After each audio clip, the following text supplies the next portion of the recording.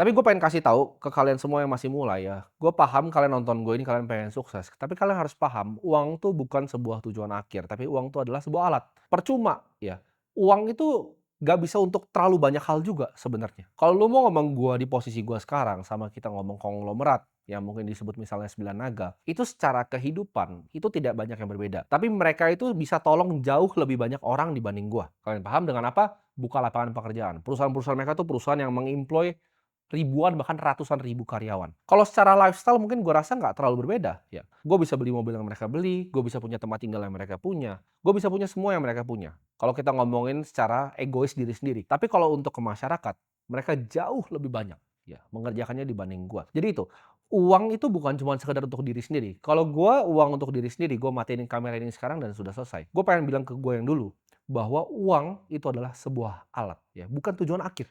Lu mau pakai uangnya untuk apa? Jangan cuman uang ya, harta yang lu taruh di bank. Gue tuh selalu mikir dulu, harga diri misalnya gue pribadi itu dari rekening bank yang gue punya. Ketika gue punya 10 miliar pertama, gue senang. 100 miliar pertama, gue lebih senang lagi. 1 triliun, gue ngerasa kayak gue achieve something. Tapi setelah lewat ke jenjang-jenjang berikutnya, gue baru sadar di situ bahwa uang itu bukan cuman sekedar tujuan akhir ya, tapi alat untuk lu jadi bermanfaat untuk orang lain.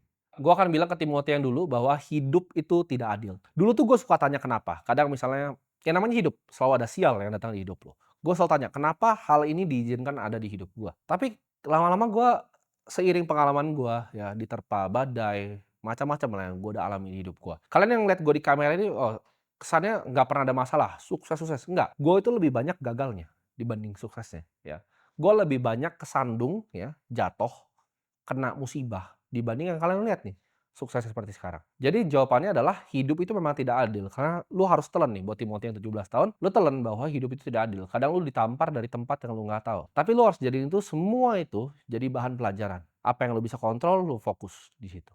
Ini penyakit nih dulu gua.